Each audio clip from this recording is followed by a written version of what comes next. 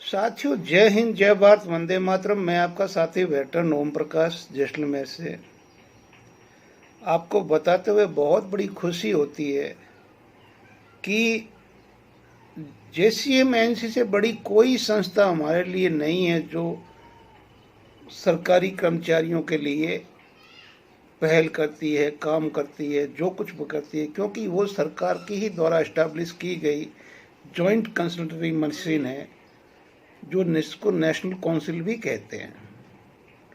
और उसका एक सेक्रेटरी होता है जो मतलब गवर्नमेंट से अप्रूव्ड होता है और इधर से चुना हुआ भी होता है, और फाइनली जैसे उसका चेयरमैन होता है।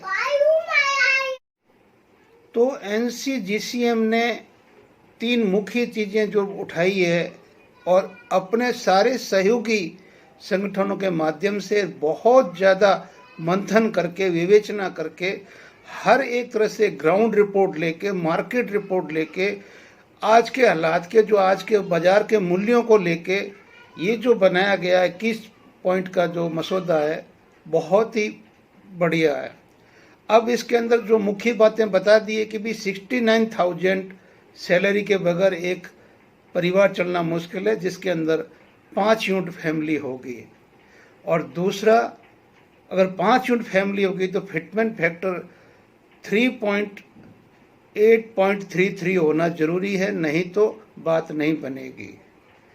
ये चीज़ें उन्होंने खुल के कह दी है 5 की यूनिट फैमिली की, और साथ में फिटमेंट फैक्टर का, और साथ में उन्होंने अपना सारे के सारे मतलब जो बातें 21 पॉइंट कहे हैं उसके अंदर उन्होंने खोल के मतलब एविडेंस लगाए हैं कि हम क्यों बता रहे हैं आपको ये, कि हमें क्यों चाहिए। और साथ में श्री गोपाल मिश्रा जी ने बहुत ही अच्छा कहा है, सपना जो देखता है वही पूरा होता है, जो देखेगा नहीं तो कहाँ से होगा। सरकार माने या न माने, आज हमारी ज़रूरत ये हकीकत में है, भले ही इसको कोई सपने बोल दे या कुछ भी बोल दे। खैर, ये तो रही उनकी बात, लेकिन जो हमारे सेना मुख्यालय से जो गया है वो तो आपको पता ही है कि एनयूफ्यू दे दो। बड़ी बात वो है एनयूफ्यू की है, जो सर्विंग ऑफिसर्स के लिए डायरेक्ट कैप्टन कर दो। बाकी जेसीओ जोआर की क्या है वो इतना इम्पोर्टेंट नहीं रखती है। हमारी अलग फेडरेशनें बनी हुई है, संगठन बने हुए हैं, और मुझे नहीं लगता है कि किसी को मौका मिलेगा। अगर मिलेगा तो हम भाग्यशाली होंगे।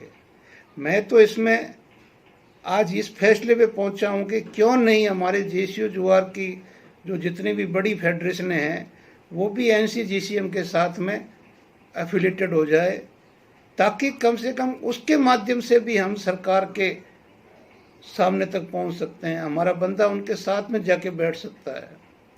लेकिन पता नहीं ये मैं सही सोच रहा हूँ या गलत सोच रहा हूँ, लेकिन सीधा हमारे को जो हमारी अधिकारियों की यूनियनें हैं ये हमें कभी आगे नहीं आने देंगे, न सरकार हमें कभी आगे लेगी। तो ये तो थी पे कमीशन की बातें। दूसरी बात, जो चीज़ें जब हमारे पास आएगी तभी हम मानेंगे भी हमें 8वां पे कमीशन क्या मिला है।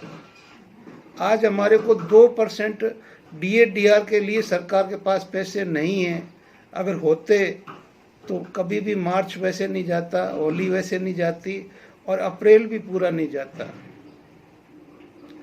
अप्रैल भी पूरा नहीं जाता। खैर, छोड़िए इन बातों को, जब उनकी मर्जी होगी तब देंगे या नहीं देंगे। अब कर्मचारियों को लगा कि कहीं इसको भी कहीं डकार न जाए, तो उन्होंने एक दिन की हड़ताल भी की। लेकिन आपको पता है इस सरकार में हड़ताल करना भी अपराध है। बच्चियों ने किया, मार खाई, बच्चों ने खाया, मार खाई, किसानों ने किया, मार खाई, कर्मचारियों ने किया, मार खाई, जिसने भी किया मार खाई। और हाल ही में सरकार ने जो मजदूर कानून बनाए थे, 10-11 हज़ार के अंदर 12 घंटे की ड्यूटी करने वाले क्या खाएगा, क्या पिएगा, क्या बच्चों को पढ़ाएगा, क्या इलाज करवाएगा, वो आज रोड के ऊपर खड़े हैं और फिर दोबारा तैयारी कर रहे हैं।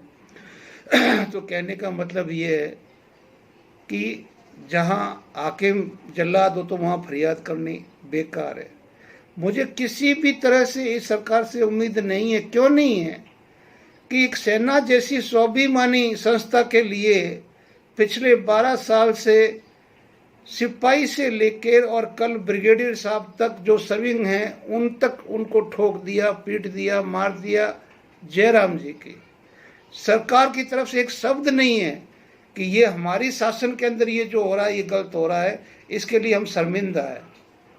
चल्लू पर पानी में डूब मरने के लिए तो हम सैनिक बोल रहे हैं, पूर्व सैनिक। आपको मेरे जैसा तो बोलेगा कि चल्लू पर पानी में डूब मरो, अगर दो शब्द नहीं है सहानुभूति के।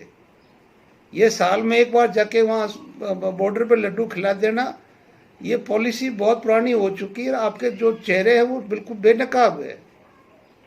हमें पता है आपने क्या देना क्या नहीं देना है, हमारा दिल जानता है।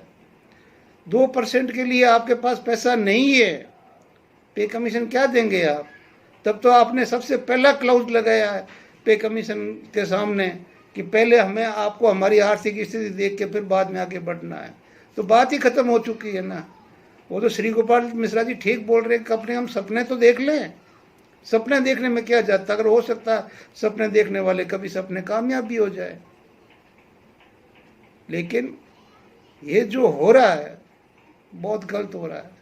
आपने पिछले 12 साल में बताओ कौन सा स्टेट ऐसा रह गया जिसके अंदर सर्विंग सोल्जर से लेके अधिकारियों से लेके जेसीओ से लेके आज सुबह एक कर्नल साहब को जो डिफेंस कॉलोनी के दिल्ली के पास में सिटी है जिसके अंदर उसको घुटने में हथौड़ों से घुटने तोड़ दिए, उनके प्लास्टर बांधे बैठे हैं। मैं क्लिपें स्लिपें ये नहीं चढ़ाता, जो फैक्ट होते हैं वो चढ़ाता हूँ। बाकी फैक्ट तो वो भी है, लेकिन क्या फायदा है इस चीज को? मतलब ये सरकार कभी गंभीरता से लेती नहीं कि भी देश की एक स्वाभिमानी संस्था है जो सिर्फ देश के लिए है, वो अपने लिए नहीं है। और उनका ये हाल होता है।